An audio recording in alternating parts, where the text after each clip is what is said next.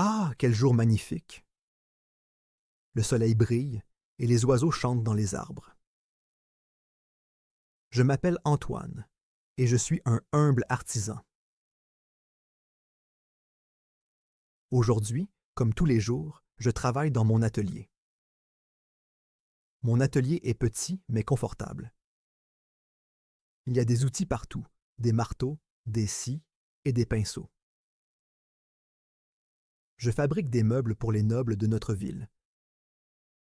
J'aime mon travail, mais il est parfois difficile et fatigant.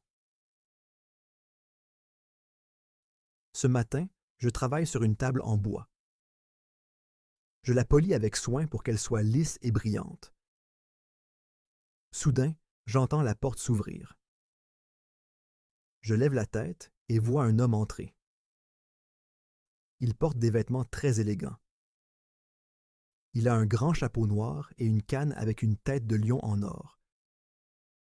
Il ressemble à quelqu'un de très important. Je ne le connais pas. L'homme regarde autour de lui. Il examine mon atelier avec un air sérieux. Je pose mon outil et m'approche de lui. « Bonjour, monsieur, » dis-je poliment. « Comment puis-je vous aider? » L'homme me regarde de haut en bas. Il a un regard sévère, mais aussi curieux. Il parle avec une voix forte et autoritaire. Je suis le comte de Montreuil. J'ai entendu parler de vos talents et j'ai besoin de vos services. Je suis surpris et un peu nerveux. Un comte, c'est une grande responsabilité. Mais je suis aussi flatté qu'il ait entendu parler de moi. C'est un honneur, monsieur le comte, réponds-je. Que puis-je faire pour vous? Le comte de Montreuil continue de regarder autour de lui. Il s'approche de la table que je polissais. J'ai besoin d'un nouveau bureau pour ma bibliothèque, dit-il. Un bureau en acajou avec des détails en or. Il doit être grand, majestueux et digne de ma position. Je prends une profonde inspiration. C'est une commande très importante et très difficile. Mais je suis prêt à relever le défi. Bien sûr, monsieur le comte, dis-je avec détermination. Je vais commencer tout de suite. Quand avez-vous besoin du bureau? Le comte réfléchit un instant. Dans un mois, dit-il enfin. Et souvenez-vous, je veux le meilleur, rien de moins. Je hoche la tête. Vous pouvez compter sur moi, monsieur le comte. Je ferai de mon mieux. Le comte de Montreuil me fait un signe de tête et se dirige vers la porte. Avant de sortir, il se retourne et me lance un dernier regard. Je compte sur vous, Antoine, dit-il. Puis il quitte mon atelier, me laissant seul avec mes pensées. Je reste un moment immobile, pensant à ce qui vient de se passer. Une commande du comte de Montreuil. C'est une opportunité extraordinaire. Je dois réussir. Avec cette pensée en tête, je retourne à mon travail, déterminé à créer le plus beau bureau que le comte ait jamais vu. Après la visite du comte de Montreuil, je suis à la fois excité et nerveux. Cette commande est une grande opportunité, mais aussi un énorme défi. Le comte est un homme important et exigeant. Il veut le meilleur bureau pour sa bibliothèque. Je dois être à la hauteur de ses attentes. Je commence par réfléchir au design du bureau. Il doit être en acajou, un bois rare et précieux. L'acajou est connu pour sa beauté et sa durabilité. Il a une couleur riche et chaude, parfaite pour un meuble de qualité. Mais il est aussi difficile à travailler. Je dois être très précis et patient. Je décide de dessiner un croquis du bureau. Je prends un grand morceau de papier et un crayon. Je m'assieds à ma table de travail et commence à dessiner. Le bureau doit être grand, avec beaucoup d'espace pour écrire et ranger des documents. Je dessine des tiroirs sur les côtés et une grande surface de travail au centre. Je veux que le bureau soit élégant et pratique. Je pense aussi aux détails en or que le comte a demandé. Je dessine des motifs décoratifs pour les poignées des tiroirs et les coins du bureau. L'or doit être utilisé avec parcimonie pour ajouter une touche de luxe sans être trop ostentatoire. Après plusieurs heures de travail, je suis satisfait de mon dessin. Je le regarde avec fierté. C'est un bon début. Maintenant, je dois trouver le bois et les matériaux nécessaires. Le lendemain, je me rends chez le marchand de bois. C'est un vieil homme sympathique qui connaît bien son métier. Bonjour Antoine, dit-il en me voyant entrer. Que puis-je faire pour toi aujourd'hui?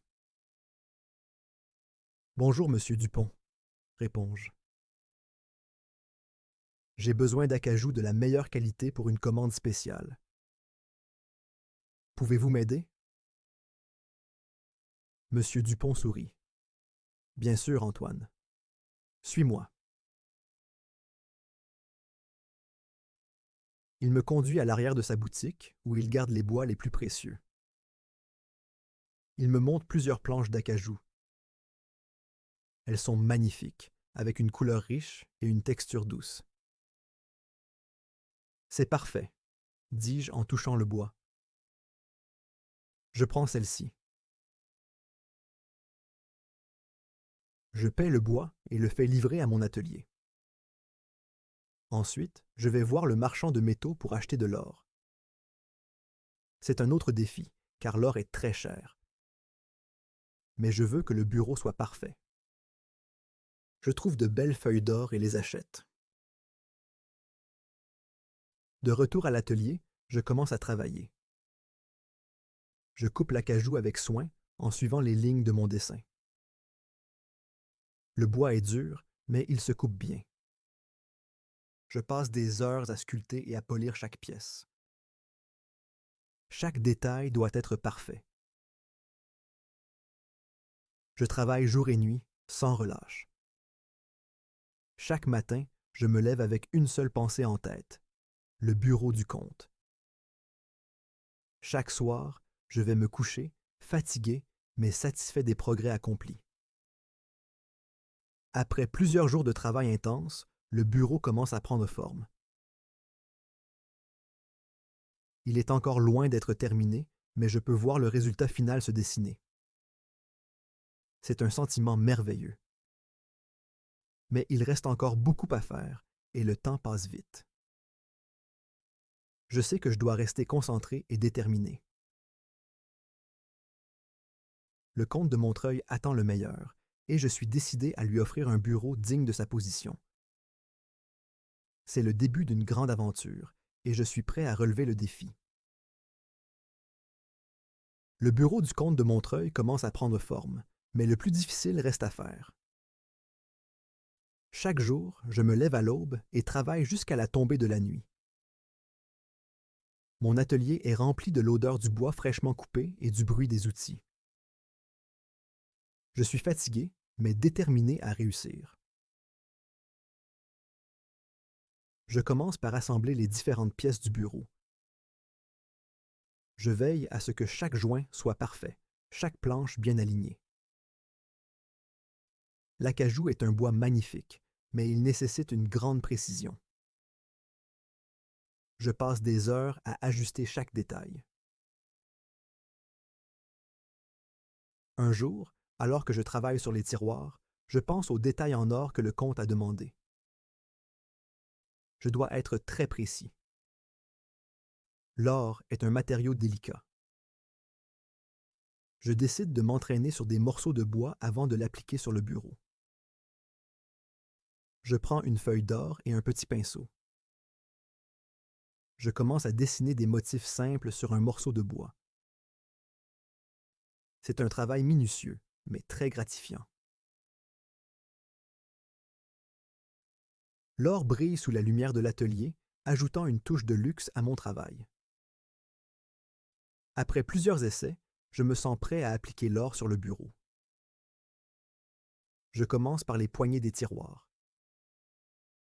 Je les sculpte avec soin, puis j'applique l'or en suivant les motifs que j'ai dessinés.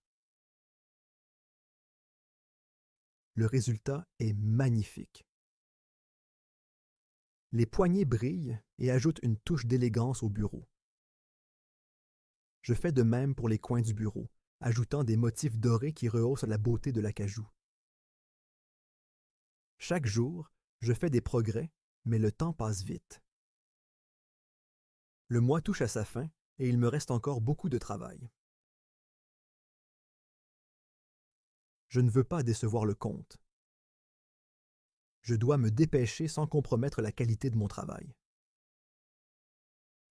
Un matin, alors que je suis plongé dans mon travail, j'entends quelqu'un frapper à la porte de l'atelier.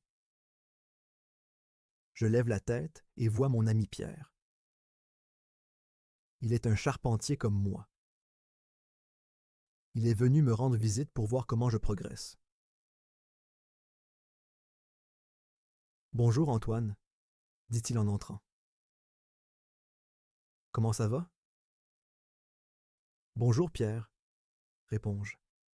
« Je suis un peu stressé, mais le bureau avance bien. Viens voir. » Pierre s'approche et regarde le bureau avec admiration. « C'est magnifique, Antoine. Le comte va adorer. » « Merci, Pierre, » dis-je en souriant. Mais il me reste encore beaucoup à faire.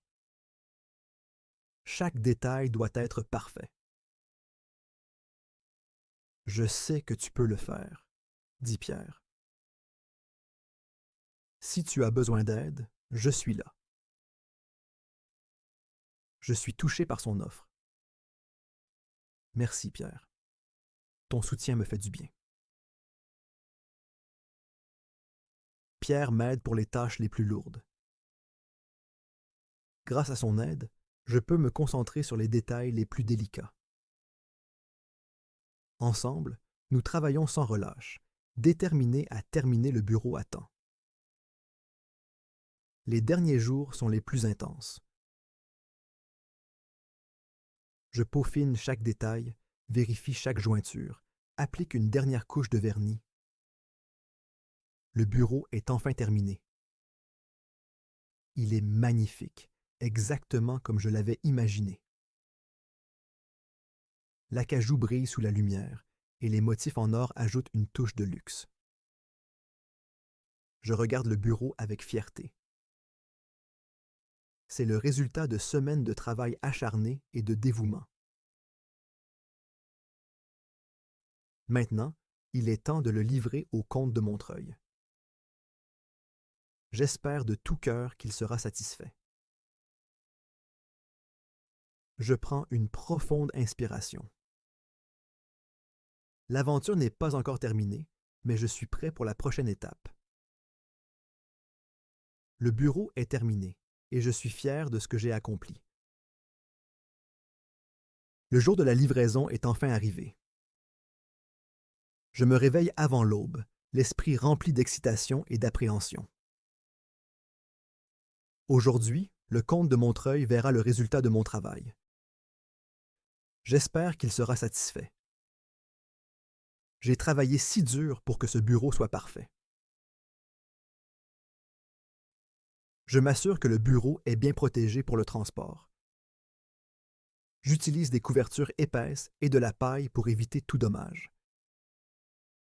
J'ai engagé 2 hommes forts pour m'aider à le transporter jusqu'au château du comte. Leur charrette est assez robuste et assez grande pour accueillir le bureau sans difficulté. Nous chargeons le bureau avec soin, veillant à ne rien abîmer. Les hommes, Pierre et Jean, sont expérimentés et savent comment manipuler les meubles fragiles. Soyez prudents, leur dis-je. Ce bureau est très précieux. Ne t'inquiète pas, Antoine, répond Pierre. Nous ferons attention. Le trajet jusqu'au château est long. La route est cahoteuse par endroits, mais nous avançons lentement et prudemment. Je marche à côté de la charrette, surveillant chaque mouvement. Chaque secousse me fait avoir davantage peur pour la sécurité du bureau. Enfin, après plusieurs heures de voyage, nous arrivons au château du comte de Montreuil. Le château est imposant, avec ses grandes tours et ses jardins bien entretenus. C'est un endroit magnifique et intimidant à la fois. Nous sommes accueillis par un majordome, un homme élégant et distingué. « Bonjour, messieurs, » dit-il en nous saluant. « Le comte vous attend dans la bibliothèque. Suivez-moi, s'il vous plaît. » Nous suivons le majordome à travers les couloirs du château. Les murs sont ornés de tableaux et de tapisseries. Chaque détail respire la richesse et l'élégance. Je me sens à la fois émerveillé et nerveux. Le moment de vérité approche. Nous arrivons enfin à la bibliothèque. C'est une pièce immense, remplie de livres du sol au plafond. Au centre de la pièce, le comte de Montreuil nous attend, debout, les bras croisés. Il nous observe avec un air sérieux. « Bonjour, monsieur le comte, » dis-je en m'inclinant légèrement. « Voici le bureau que vous avez commandé. » Les hommes déposent le bureau au centre de la pièce. Le comte s'approche et l'examine attentivement. Mon cœur bat la chamade. Chaque seconde semble une éternité. Je regarde le comte, essayant de deviner ses pensées. Après un long moment de silence, le comte se tourne vers moi. Un sourire se dessine sur ses lèvres. « Antoine, vous avez fait un travail remarquable, » dit-il enfin. Ce bureau est magnifique. Il dépasse mes attentes. Je pousse un soupir de soulagement. « Merci, monsieur le comte. Je suis heureux que vous soyez satisfait. » Le comte hoche la tête. « Je suis plus que satisfait. Vous avez prouvé que vous êtes un artisan de grand talent. » Il se tourne vers le majordome. « Allez chercher la récompense d'Antoine, » ordonne-t-il. Le majordome revient quelques minutes plus tard avec une bourse d'or.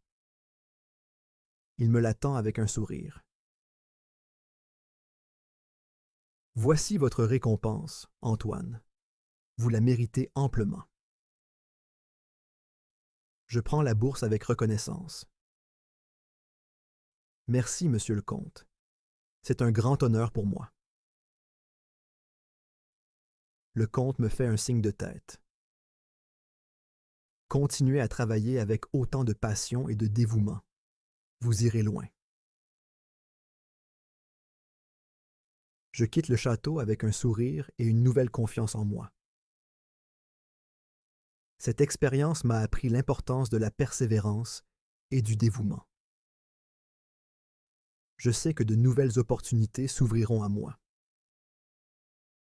Avec l'aide de Pierre et Jean, je retourne à mon atelier. Nous parlons de l'avenir et des projets à venir. Je suis rempli d'optimisme et d'énergie. Cette aventure n'est que le début d'un long voyage dans le monde de l'artisanat. De retour à l'atelier, je pose la bourse d'or sur ma table de travail. Je suis encore sous le choc de la reconnaissance du comte de Montreuil. Je n'aurais jamais imaginé recevoir tant d'éloges et une récompense aussi généreuse. Pierre et Jean, mes amis fidèles, sont tout aussi ravis. Antoine, tu l'as vraiment mérité, dit Pierre en me tapant amicalement sur l'épaule. Tu as travaillé sans relâche et ça a payé. Merci Pierre, merci Jean, réponds-je avec un sourire. Votre aide a été précieuse. Sans vous, je n'aurais jamais réussi à livrer ce bureau à temps. Les jours suivants, l'excitation de cette réussite ne s'estompe pas. Les nouvelles de mon succès avec le comte se répandent rapidement dans la ville. Les nobles et les bourgeois commencent à affluer dans mon atelier, curieux de voir les créations de l'artisan qui a su impressionner le comte de Montreuil. Un matin, alors que je polissais une nouvelle table, une dame élégamment vêtue entre dans l'atelier. Elle porte une robe en soie bleue et un chapeau orné de plumes. « Bonjour, monsieur Antoine », dit-elle avec un sourire gracieux. « Je suis la marquise de Beaufort. J'ai entendu parler de votre talent et j'aimerais passer commande. »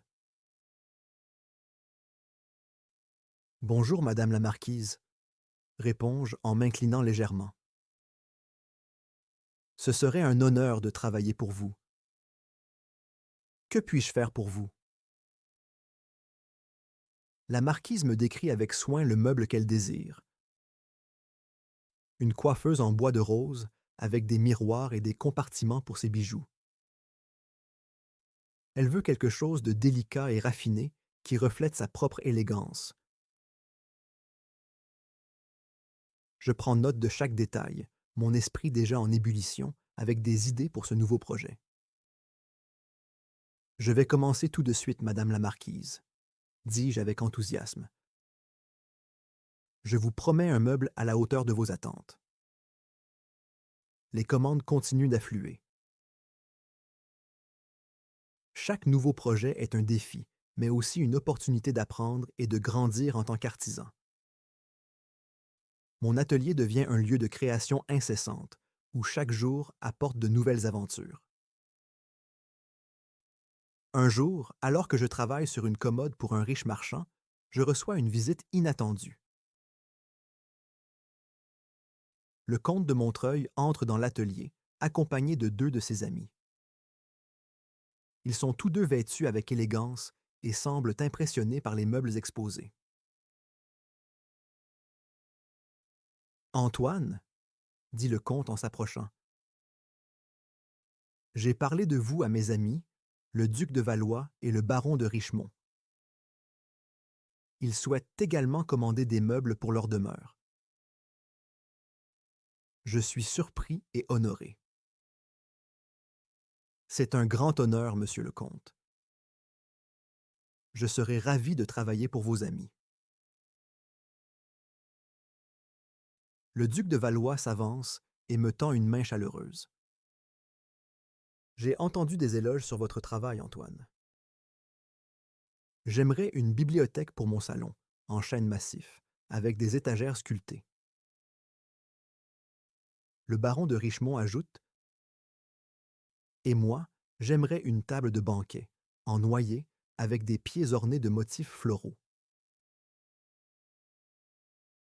Je note avec soin leurs demandes, sentant la responsabilité, mais aussi l'excitation de ces nouveaux défis. « Je commencerai dès que possible, messieurs. » Le comte de Montreuil me sourit. « Je savais que je pouvais compter sur vous, Antoine. Continuez à travailler avec passion, et vous connaîtrez un grand succès. » Avec ces nouvelles commandes, mon atelier prospère comme jamais. Je recrute des apprentis pour m'aider et leur enseigner les secrets de l'artisanat. Mon travail est reconnu et apprécié et je ressens une immense satisfaction. Ainsi, grâce à la reconnaissance du comte de Montreuil et à mon travail acharné, je suis devenu un artisan respecté et recherché. Chaque meuble que je crée est une œuvre d'art, un témoignage de mon dévouement et de ma passion pour mon métier. Et tandis que je contemple mon atelier en pleine effervescence, je sais que ceci n'est que le début d'une longue et belle aventure. L'artisan que je suis aujourd'hui est le fruit de chaque défi relevé, de chaque commande honorée et de chaque client satisfait. Et pour cela, je suis profondément reconnaissant.